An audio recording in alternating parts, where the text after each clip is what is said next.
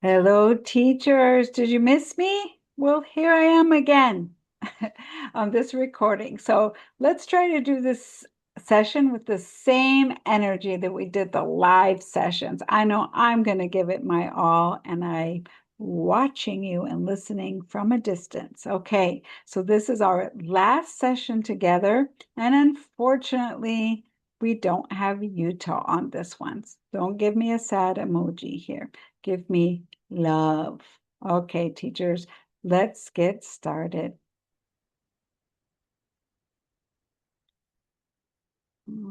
Where's my cursor? Let's go. Okay, teachers, we are almost there. We're going to cross the finish line soon. But don't forget, everyone goes at their own pace. So if you aren't close to it, you are inching forward. So keep going and you will have access to this course until the end of January. So you can review videos, look at text, download some things, and take your time and do the assignments and apply it to your work. So today in our agenda is very similar to previous ones. And what's a bit extra is we're going to hear from you and your responses on the Padlet. Okay, here I want you to think about the number of the module you learned most from. Now, this is an individual response. There's no right or wrong answer. Choose one. One, child development. Think back. Two, language acquisition and learning. Three, instructional approaches to teaching English to young learners. Four, teaching strategies. 5, 2 weeks ago, we had monitoring student learning and assessment. Remember, we did readers theater. And 6, planning for learning. That's this session. So maybe you don't know it's your favorite yet, or some of you have done module 6. Okay? If you need time to think, you can always pause the video. Let me share my favorite module with you. Can you guess which one I really, really like the best, especially being with you? Did you guess? Yes, Module 4. Remember when we did Bears in the Night? I loved that one. So, what is your favorite? Just think about it or just say it out loud. Okay, here we go, teachers. All right, we have our quiz. I know it's not live, but you can still take it and you can always pause. Okay, teachers? This is reviewing Module 5 on assessment. T or F? Question 1 has to do with assessment activities. Classroom activities are formative assessment activities, meaning you can assess anything, true or false. False. You can always pause the video. What do you think, teachers? I do miss our chat. Okay, let's reveal the answers. You have an idea in your head. Did you write it down in your notebook? Here we go. It is true. Any classroom activity can be an assessment activity. Formative is ongoing, classroom-based assessment. Good job, teachers. Question 2. Classroom-based assessment, true or false? We assess based on the lesson's learning objectives. What do you think, teachers? True or false? I'm waiting for your answers in the chat. I'm pretending you're with me. Ready? What do you think? Based on the learning objectives.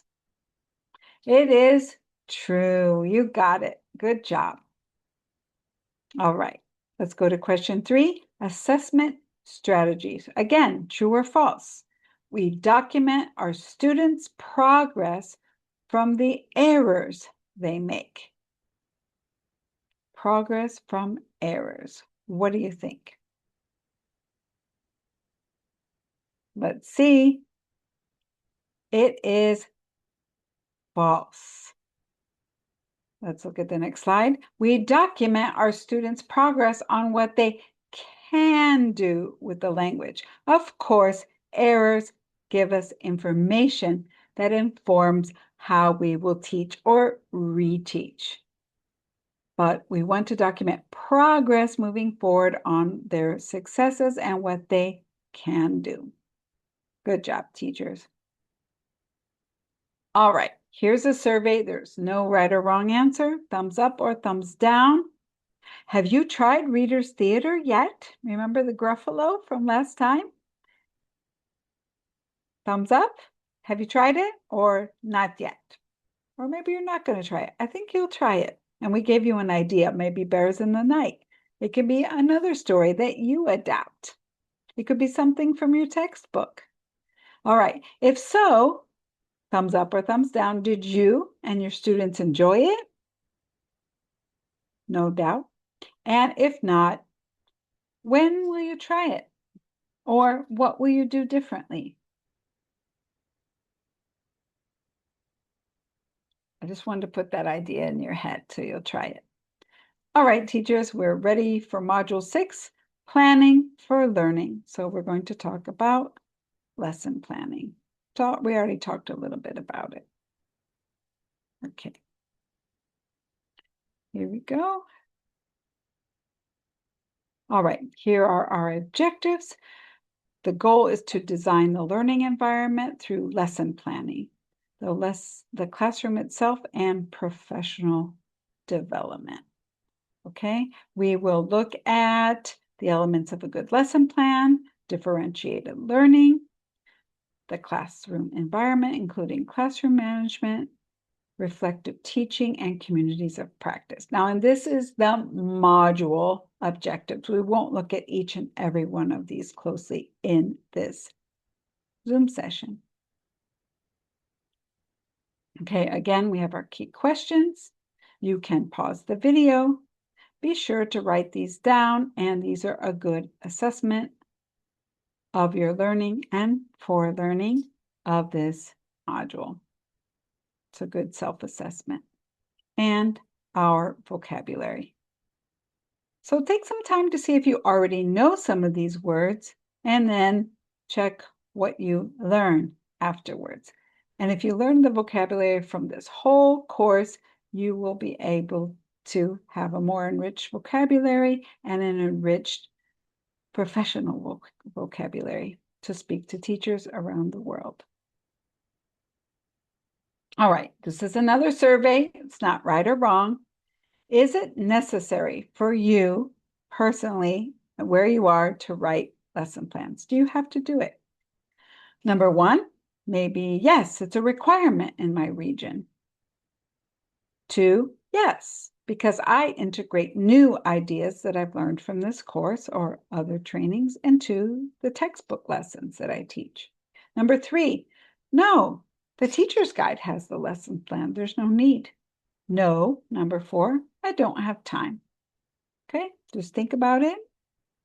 And I'm interested in that. So you can talk about this with your mentor in the session. So sometimes you think, why are we learning about this when I don't have to do it? Well, we will find out in this session and in the module. Okay, here we go. So we asked you on the Padlet, what makes a lesson successful? And I chose this answer from one of you. The most effective lesson I observed was a speaking activity where students described their favorite person or people using adjectives. The classroom felt alive. Students were engaged, helping each other, and genuinely trying to use vocabulary in meaningful ways.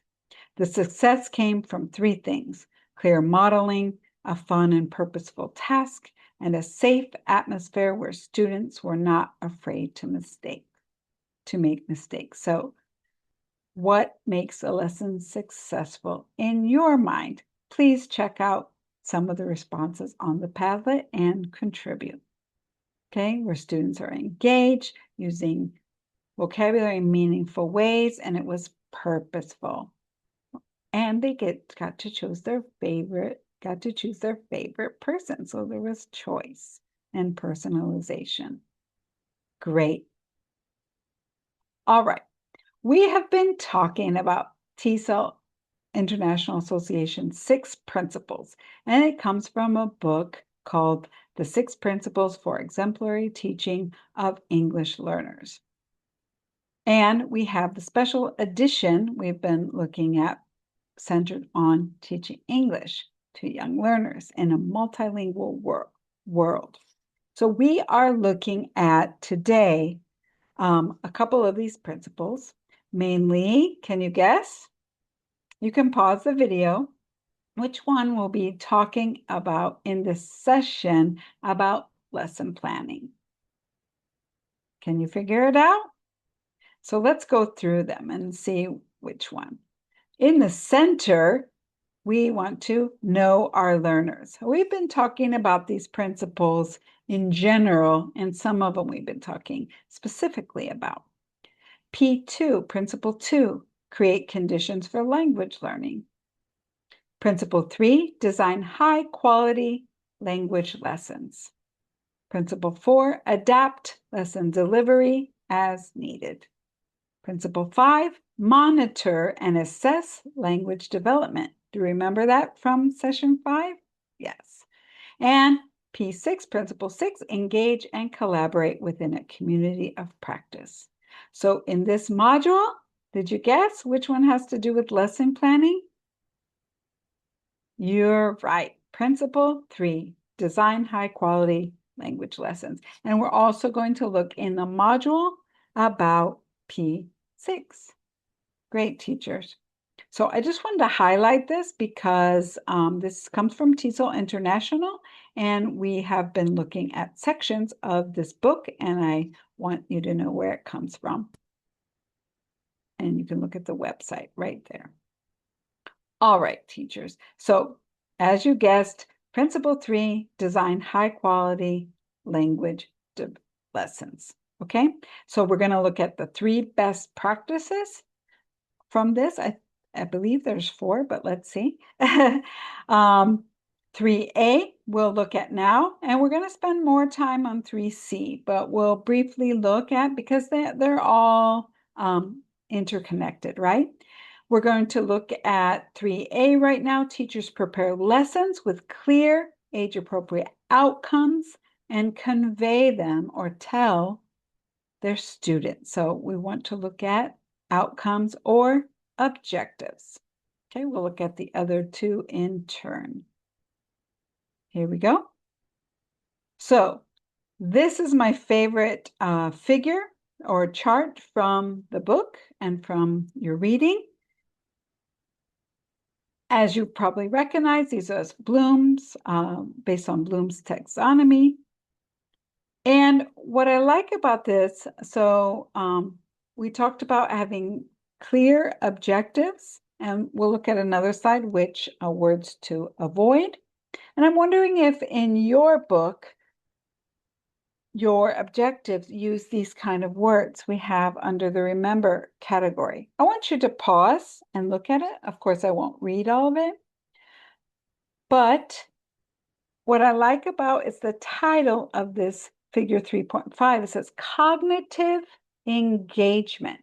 So it's not only about writing a lesson plan objective, it's about choosing this vocabulary to get higher order thinking skills or more cognitive engagement in the classroom. So this is something I would photocopy and stick over my desk, because you want to, all of the steps on the staircase are very important, but you want to make sure you choose different activities that engage the students at higher levels. So this might spark an activity. Look at under create, you might compose something, solve, design. These are higher order skills. So it's not just about wording of your objective. It's about creating engaging, cognitively engaging activities for your students. So take a look at this. I suggest you copy it. So designing high quality lessons starts with a high quality lesson objective. Okay, that's why we're spending time on this. All right, let's go to the next slide. Utah? No, Utah's not here. Too bad. Okay, so here's one point I want to make. You have the material in the module, but there is no reason to use verbs that are unmeasurable and unobservable, like learn, know, and understand. Like they say in one of the videos, how do I know that you learn it? I can't get inside to your head. Now you might be confused. You might say, but Ibu Wendy, on Bloom's taxonomy, in one of the staircases, it says understand. And you would be right. Let's go back and look at it. Look at this. Remember, understand. But look at the verbs understand. I don't know if you understand if you don't explain it. If you explain it, I know you understand it. If you can describe it, locate it, select it. These verbs show that the student understands. You see the difference? Okay, they are observable and measurable. Keep that in mind. Okay, good job, teachers. So I wanted to clarify that point. So we want to see it.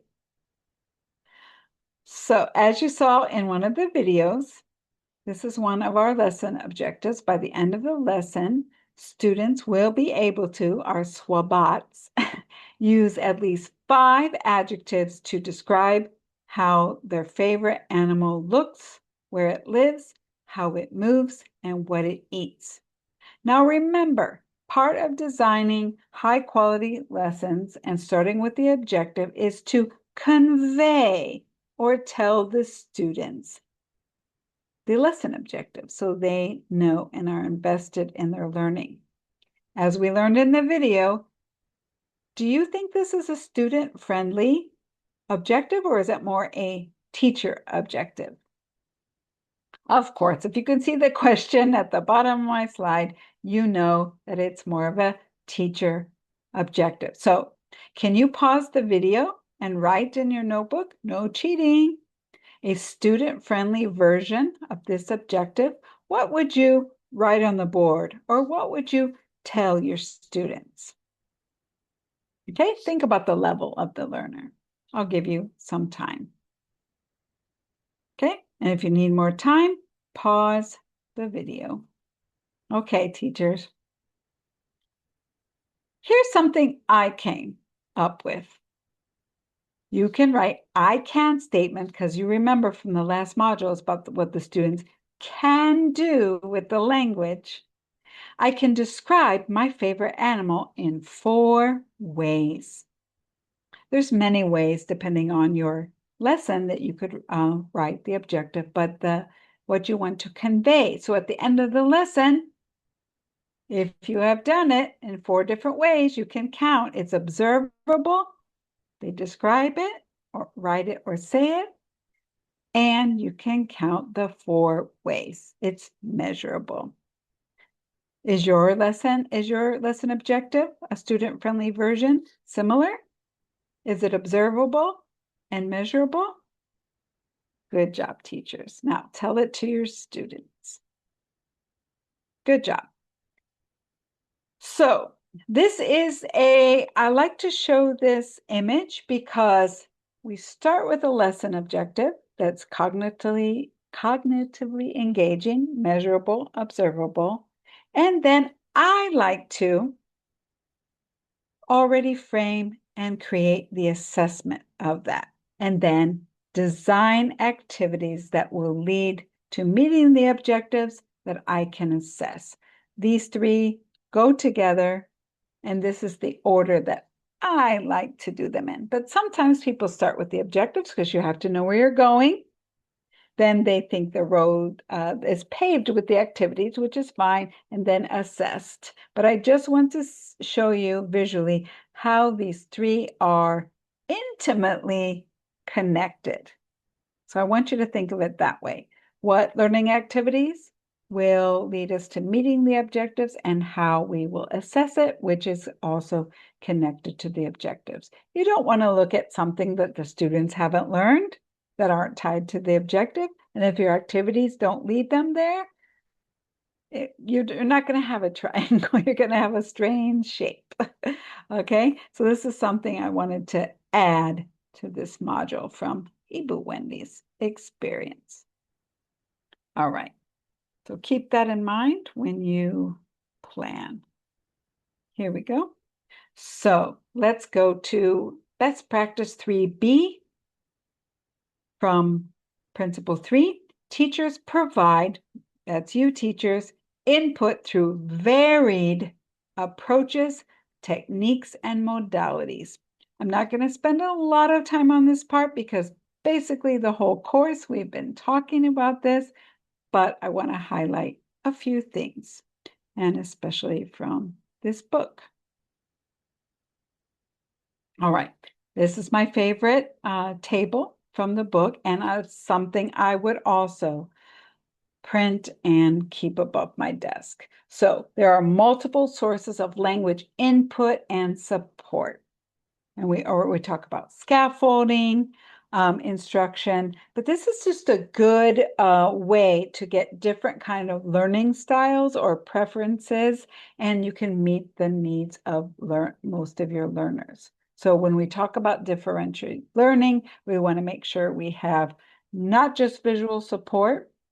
I'm a very visual person, so I might tend to do things here. There's a lot of great ideas. But you'll also want for more auditory. Students are a mix of all, but they do have their preferences. And it's just nice to do a variety of things so you can include all learners. And remember, learning is a lot of repetition, and we want to repeat in different ways so it reaches all students. So pause the video, look at some of these ideas. What have you tried recently? And what's something you haven't tried that you might like to try? And do you have a variety in your lessons per week? This is not to say it's wrong, but now from this day forward, you have other information and you can try it with the support of this group. So I like this table. It gives you a lot of ideas. All right. So let's go here. So that was all I had on that one, because I said it's interlinked, and we're going to spend more time on 3C. Teachers engage young learners in the use of authentic and meaningful language. Teachers, which module have you seen this language before? Authentic and meaningful language. Remember, we talked about the psychologist. We talked about famous names and famous research in the field. Remember? Yeah, I think you got it. Krashen might come to mind, right? All right. So teachers, enough of me talking. Let's get you engaged. True or false? Now, this was in one of the videos. To learn a language, children need to use language. True or false? T or F? Read it to yourself. To learn a language, children need to use a language. What do you think? And why? It is true. So why are we stating the obvious here? I didn't know I had another question. So in our classroom, sometimes you may use a little bit of the native language, but we want to use English as much as possible, because when they leave the classroom, they're not usually going to hear it. So beginning routines are important. Giving instructions in English from simple, and having lots of meaningful, purposeful practice and interaction. So we need to use it. If they're just hearing your native language and they're not saying anything in your class, they're not going to learn a lot. Okay, yes or no, teachers? Is playing a game authentic and meaningful language for young learners is playing a game. Types of authentic and meaningful language. What do you think? Think about it. It is.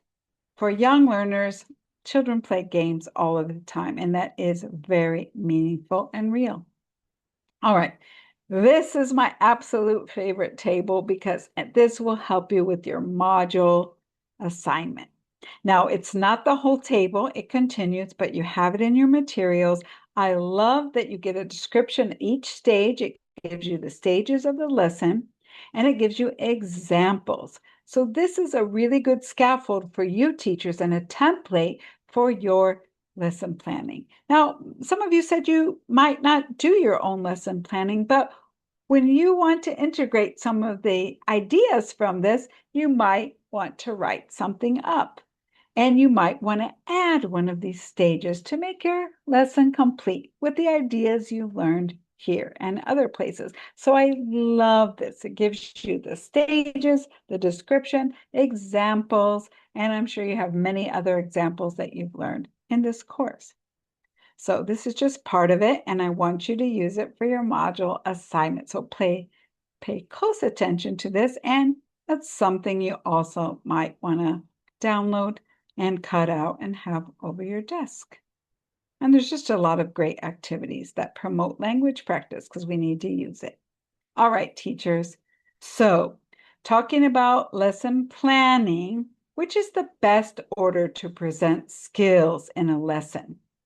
So are you going to choose the first one, receptive skills before productive skills? Remember, receptive skills we receive, like listening and reading, and productive skills we produce, like speaking and writing. So is this the right order?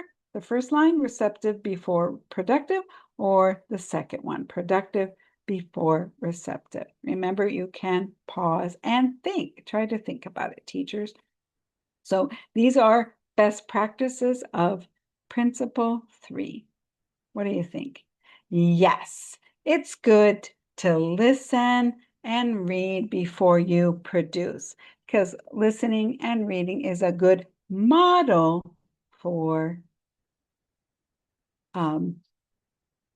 writing and speaking. Okay, and why? I just kind of said it. What do you think? So input through receptive skills, listening and reading, scaffolds, you know that word, productive output. So input and output, which is speaking and writing. So this is good practice. One more question for you teachers. Well, these lesson stages. So we have guided practice before independent practice. So guided practice usually follows the stage. This is in your material. I do, meaning the teacher models and gives an example. We do together. We do an example. So I elicit and facilitate. And then handing it over to the students. Students do on their own or with groups, but with the teacher monitoring and taking a step back. Now the teacher can take a step forward if the students need more guided practice, but this is the recommended stages. So guided, I do, we do, then students, you do. And you do can include pair work and group work. And of course, the teacher is monitoring.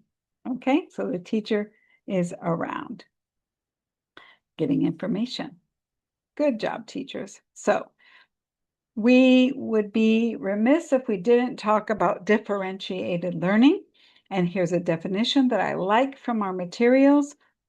What is it? That all learners are able to participate in the language classroom according to their individual abilities.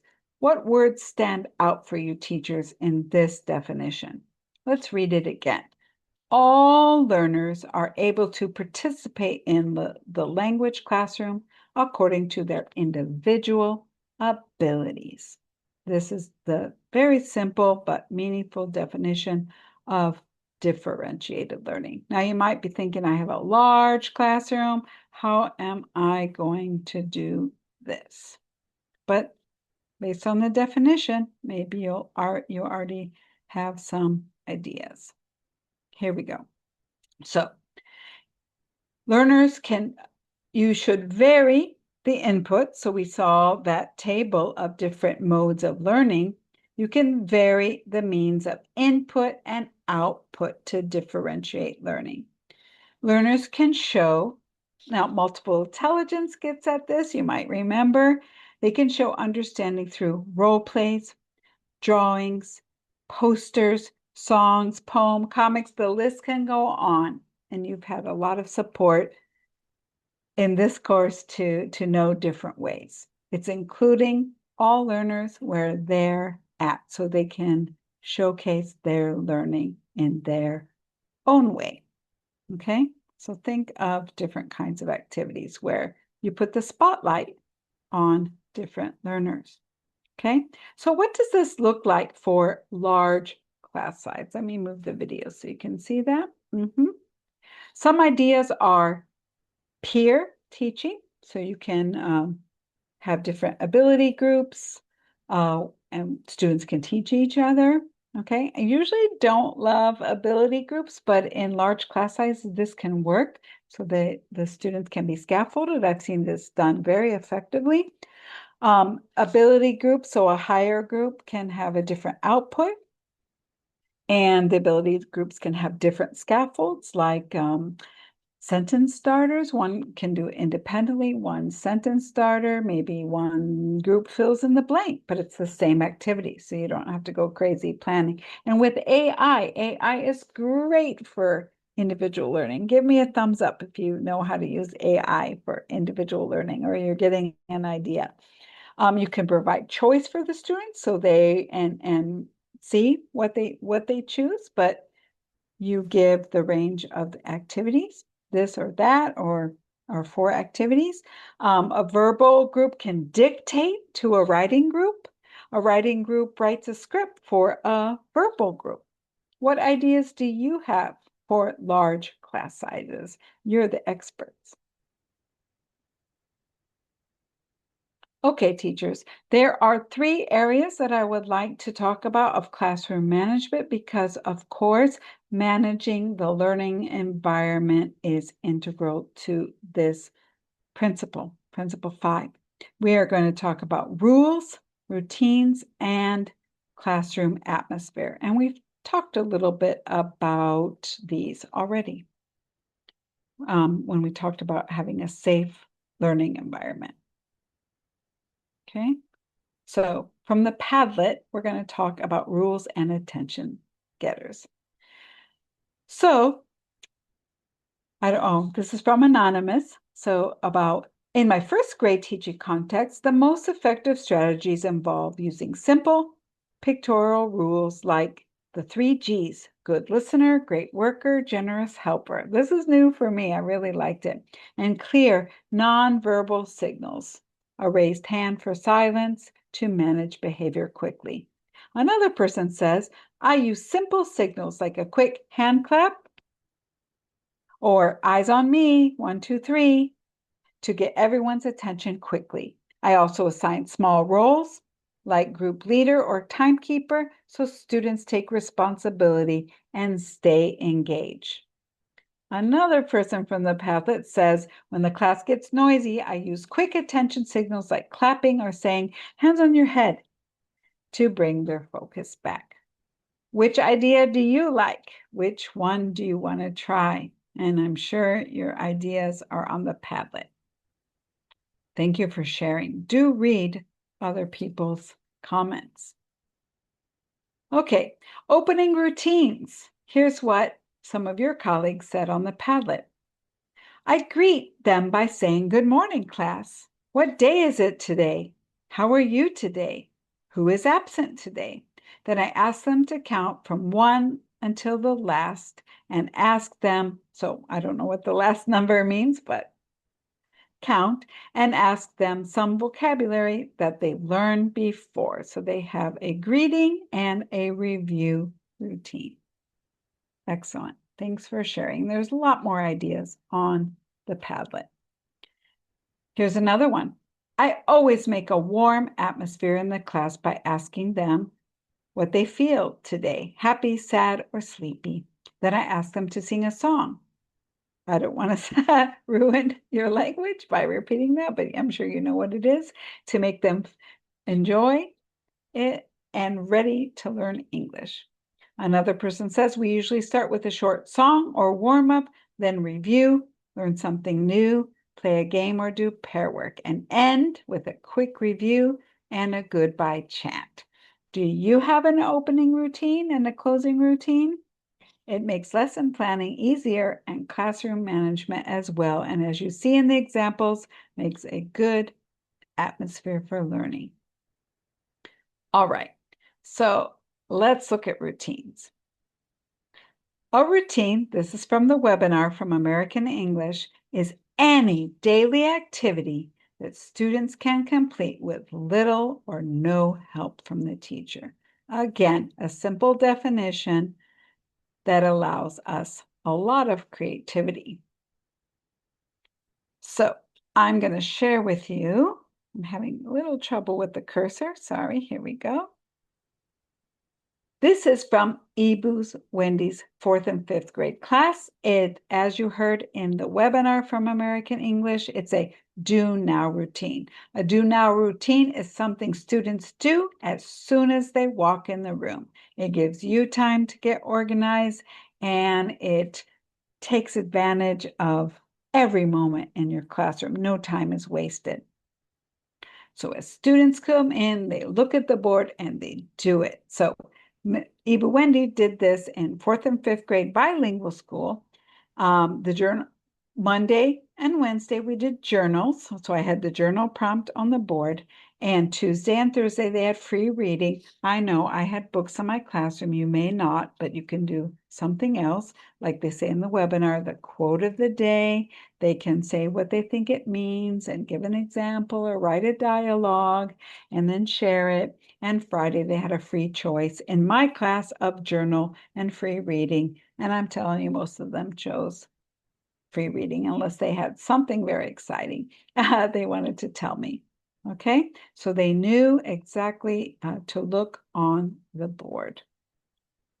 And they knew what day it was. All right, so here's a 1st grade opening routine from Wendy's class when I taught 1st grade. So as you heard from the Padlet, I greeted them at the door. First, they lined up to enter. I had a smaller class than maybe many you have, but we were able to do this.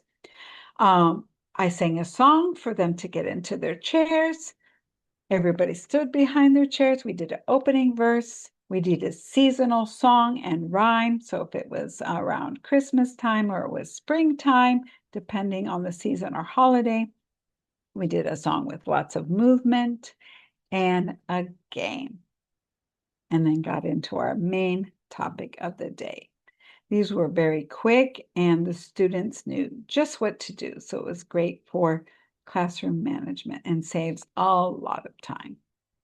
All right, so here's one of the opening songs that helped us with one of the routines that a teacher said on the Padlet that they give the date. Well, here's how I scaffolded them giving the date in the morning. We sang a song and we actually did it bilingually in Spanish too. Here's how it goes. There are 7 days, there are 7 days, there are 7 days in the week. Sunday, Monday, Tuesday, Wednesday, Thursday, Friday, Saturday.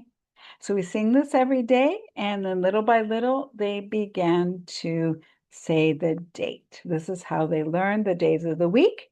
How did they learn them? We also sang it in Spanish. I will not sing it in Spanish for you. Okay?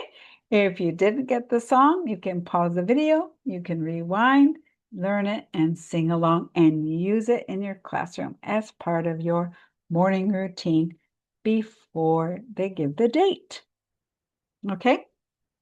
Also, to give the date, they need to know what, teachers, as I'm finding my ever elusive cursor. Here we go.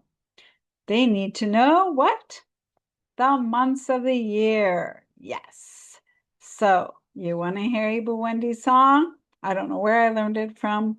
Whoever I learned it from, thank you. It's very useful. It goes like this. January, February, March, April, May, June, July, August, September, October, November, December. Those are the months of the year. Okay? Learn it, replay. We also sang it in Spanish because it's kind of similar.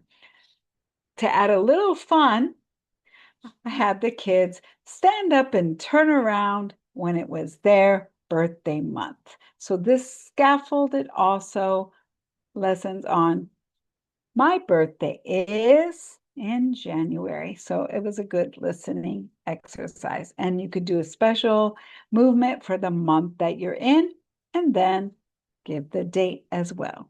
All right. Or this could be the introduction to somebody's birthday that day. You sing and you celebrate the birthdays in that month. Can do many things. So this would be a great song for an opening routine because it needs lots of repetition. Give me a thumbs up if you like this. And if you have other similar ideas, we'd love you to share that in your mentoring session. Okay, teacher, why does Ibu Wendy love routines in the young learner classroom? This is not a quiz. These are 4 reasons why Wendy Ibu loves routines. 1, saves time. 2, gives students more autonomy. 3, helps you manage the class. You start right away. Students know what to do. And students learn more language. How? Because you're giving the instructions little by little in English. And you can add on to those instructions. So I can't emphasize enough these benefits from routines.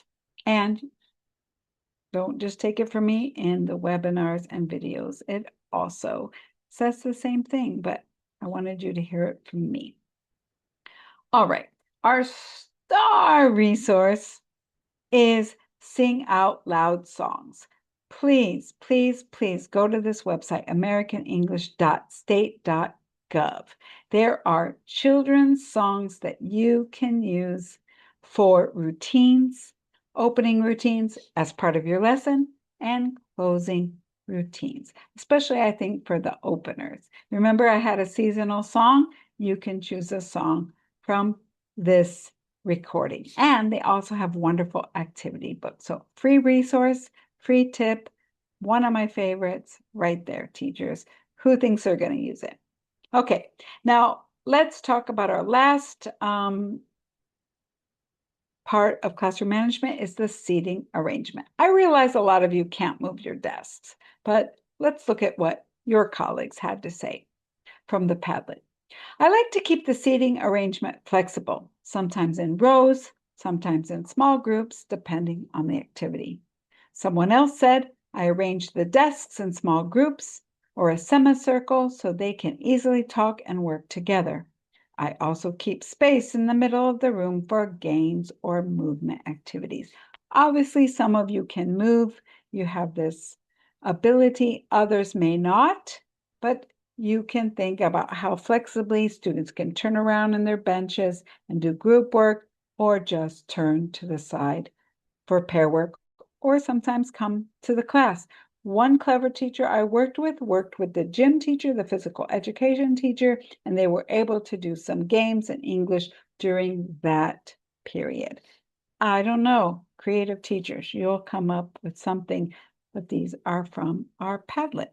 Thank you so much. Here we go. And we talked about on the Padlet your future plans. And I chose a couple of these. So make sure you read through. My plans for the future are to keep developing myself as a teacher by learning new strategies and methods to make my classes more engaging and effective.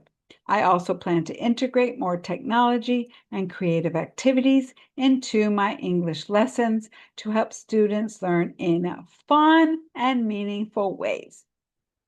Look at the words I put in bold, okay? Keep developing new strategies, engaging, effective, integrating technology, being creative, and making them fun and meaningful for the students. Good job. Here's someone else. Another goal is to continue improving my English proficiency. Great. Many of you said that this course is helping with that. So I can be a better model and communicator for my students. Okay? We want to inspire, believe in potential so that the students can use English confidently. Believe me, if they see you improving yourself and bringing engaging lessons, you are a great model of English. Just do your best where you are at, but don't stop learning. So this gets at community of practices and ongoing professional development. So our last task, culminating task, is to create a lesson plan. So you'll plan a lesson for one class period in your context or a class you'd like to teach in. Look back through your notes, incorporate as many elements from this course as possible. But also back at that lesson plan template. So that's on page 55 of the 6 Principles book. It's in your module. And I gave you half of that template. So follow those steps. Look at the description, look at the suggested activities. Okay. And if you are currently teaching, teach the lesson and you can record it.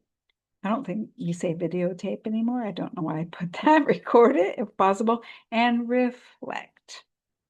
Okay. Because we talked about reflective teachers in this module. There's no learning without reflection. Okay. So I think this is pretty straightforward. If you follow that lesson format and you look, this is a great review because you can put some of your favorite activities into your textbook lesson. You can modify it. So I don't have any tips, but my big tip for you is to check out, look at the website, web address, I gave it to you before, is americanenglish@state.gov. One-stop shopping plus TESOL's website, two-stop shopping, but they work together for many things. So you've got resources and programs in the middle tab, and you've got the English Teaching Forum, which is an amazing journal for teachers that's online with lots of teaching ideas. You've got webinars. Oh, I think on the next slide, I show you what the resources and programs are. Getting my cursor. Yes. So I clicked on it and you got books, you got webinars, you got games, songs, the open course. Many of you teachers may have taken that. English Club, just so many materials on here. All right, we are to our quiz. How did you do with this module, teachers, or at least our Zoom session? See if you were paying attention. True or false? This question has to do with writing strong lesson objectives. T or F. Bloom's taxonomy, remember those stair steps with the different verbs, can help us plan more engaging lessons. All of those verbs. Can verbs help you plan more engaging lessons? True or false? Remember what Wendy said? True. It makes us think about cognitively engaging activities, higher order thinking skills, right? That are measurable and observable for us for assessment purposes as well. Excellent, teachers. Next question. Differentiated learning, true or false? Giving students choice is one way to differentiate learning. The choice of assignments. I used to give students, I had 2 spelling lists. I didn't want to say students, you're the lower group, you're the higher group. I'd give 2 and I'd let the students choose. And then I'd give one word from one list, A, and then B, A, B, so they didn't have to wait till they gave one list and the other. And students might challenge themselves, but usually students will pick what they're comfortable with. But you might have to encourage others to challenge themselves or do both lists. Okay, so that's one way I gave a simple choice to a fourth grade class. So true. Okay, here you go. True or false? This has to do with classroom management and routines. True. Older children do not need routines. So maybe they're good for kindergarten, for second, third, but when they get in sixth grade, seventh, ninth, they don't need them. What do you think? Think about that webinar that we had. It is false, even adults. We have routines in this class. I'm always doing things in a similar manner and predictable, but in a different way so you don't get bored. All right, good job, teachers. Now, our proverb. Wait, did I only have two questions? I get our question three. Oh, I guess I did already have that. Sorry, teachers. Our proverb, our last one, teachers, is to know and not to do is not to know. Think about that one. It's kind of hard. Okay, so to know about something and not do it means that you don't know anything. Do you agree? Disagree? Okay, let's apply that to this course as we've been doing. Really means the success of this course will be seen through your students. So if you do great lesson plans, bring meaningful, engaging activities, it'll show up in your students. So you know about this course, you'll do it, and we'll see the results. Thumbs up if you agree. I think you agree. Okay. Great, teachers. It's nearing the end. I almost don't want to go to the last slide. It means it's the end. Ah, not quite the end. Okay, remember that as soon as you finish Module 6, it's not the very, very end. You have to finish the course feedback, survey, and then later you'll get your certificate on a credible. So you do have to do the survey. There's one last task for you. And after that, there are many additional resources. And don't forget you'll have your membership on the TESOL website. There's lots of ways you can engage and lots of materials there as well with your membership. Now's the last slide. Oh, good. It's not a crying emoji. It's a love, happy emoji, the way I feel now. Thank you so much for your hard work and enthusiasm, teachers. It was my pleasure to be able to share ideas with you. You gave me so much energy, so many great ideas, enthusiasm. I wish you the best on your continued learning journey. Let's thank TESOL International, Ministry of Education, Relo Office, Utah, all of you. And if I neglected to mention anybody, thank you, thank you, thank you to each and every one of you. Wendy loves you. Hope to see you again. Thank you. Bye-bye.